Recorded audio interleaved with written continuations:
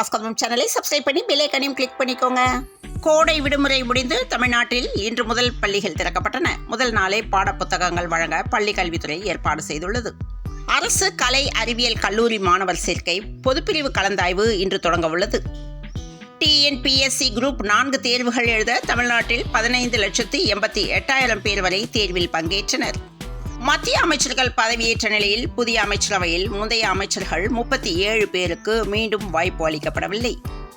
சென்னை மெரினா கடற்கரையில் வாகன நிறுத்த கட்டணம் வசூலிக்கும் பணியில் முன்னாள் இராணுவத்தினர் நியமிக்க மாநகராட்சி திட்டமிட்டுள்ளது. நடந்து முடிந்த பாராளுமன்ற தேர்தலில் 39 தொகுதிகளிலும் தனித்து போட்டியிட்ட நாம் தமிழர் கட்சி 8.19% வாக்குகளை பெற்றுள்ளதால் தேர்தல் ஆணையத்தின் அங்கீகாரத்தை பெற்றுள்ளது. இதன் காரணமாக சீமானின் வளர்ச்சி கவனம் பெறுகிறது என வைரமுத்து பதிவு செய்துள்ளார். 3வது முறையாக பதவியேற்ற பிரதமர் நரேந்திர மோடிக்கு தமிழ்நாடு முதலமைச்சர் மு.க.ஸ்டாலின் வாழ்த்து தெரிவித்துள்ளார். நடிகர் சார்லி மகன் திருமண வரவேற்புக்கு முதலமைச்சர் மு.க.ஸ்டாலின் நேரில் சென்று வாழ்த்து தெரிவித்துள்ளார். நீட் தேர்வு விவகாரத்தில் இனிமேல்தான் ஆட்டம் இருக்கிறது என அன்பில் மகேஷ் கருத்து தெரிவித்துள்ளார்.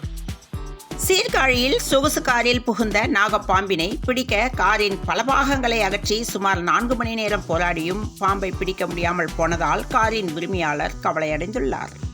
கூட்டணியில் இருந்ததால் தான் மக்களுக்கு தெரிந்தது அதிமுகவால் தான் பாஜகவுக்கு அடையாளம் என EVKS இளங்கோவன் தடாலடியாக தெரிவித்துள்ளார். பிரதமர் மோடி பதவியேற்பு விழா புதுச்சேரி முதல்வர் ரங்கசாமி புறக்கணிப்பு. பாஜக கூட்டணியில் இருந்து வெளியேற முடிவு.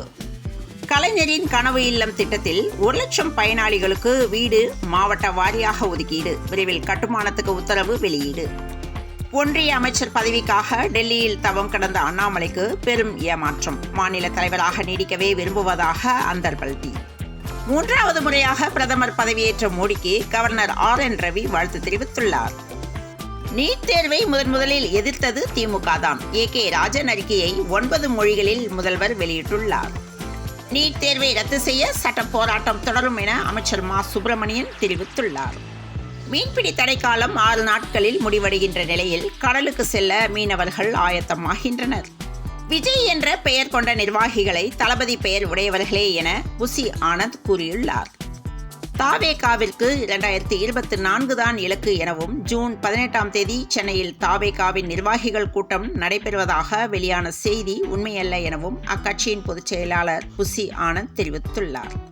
நடந்து முடிந்த மக்களவைத் தேர்தலில் நாம் தமிழர் கட்சிக்கு தேர்தல் ஆணையத்தில் மாநில கட்சிக்கான அங்கீகாரம் கிடைத்திருப்பது மகிழ்ச்சி அளிப்பதாக அக்கட்சியின் தலைமை ஒருங்கிணைப்பாளர் சீமான் தெரிவித்துள்ளார்.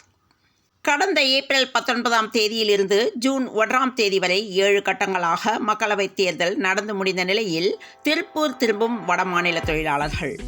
திருவொற்றியூர் மாத்தூரில் உள்ள பிரபல உணவகத்தில் சாம்பார் சாதத்தில் கம்பளிப்பூச்சி கிடந்ததால் வாடிக்கையாளர்கள் அதிர்ச்சி அடைந்தனர்.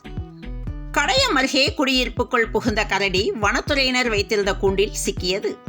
காலம் உள்ளவரே கலைஞர் நவீன கண்காட்சியை முதலமைச்சர் பார்வையிட்டார். அரசு பஸ்கள் அனைத்தும் முறையாக பராமரிக்கப்பட வேண்டும் என டாக்டர் ராமதாஸ் வலியுறுத்தியுள்ளார். மோடிக்கு முதல் அடியை கொடுத்தது தமிழ்நாடுதான் என தமிழச்சி தங்கபாண்டியன் பேட்டியளித்துள்ளார். நான் முதல்வன் திட்டத்தின் கீழ் சிறப்பு பயிற்சி பெற தமிழக கல்லூரிகளை சேர்ந்த 25 மாணவர்கள் லண்டன் பயணம் செய்தனர். நாங்கள் இந்தியாவில் விளையாடுவதை போன்ற உணர்வை பெற்றோம் என ஜஸ்பிரீத் பும்ரா பேட்டியளித்துள்ளார். T20 உலக கோப்பையில் பாகிஸ்தானுக்கு எதிரான ஆட்டத்தில் 6 ரன்கள் வித்தியாசத்தில் இந்திய அணி அபார வெற்றி பெற்றது. தங்கம் விலை ஒரே நாளில் அதிரடியாக பவுனுக்கு ரூபாய் 1,520 குறைந்து ஒரு சவரன் 53,200 ரூபாய்க்கு விற்பனையானது. இதன் மூலம் தங்கம் வாங்குவோர் சற்று நிம்மதி அடைந்துள்ளனர். தமிழகத்தில் இன்று இடி மின்னலுடன் கூடிய மழை பெய்ய வாய்ப்பு இருப்பதாக சென்னை வானிலை ஆய்வு மையம் தகவல் தெரிவித்துள்ளது. தொடர்ந்து இணைந்திருங்கள் பிரபாஸ் கதவம் செய்திகளுடன். மீண்டும் மற்றொரு செய்தியில் சந்திப்போம். வணக்கம்.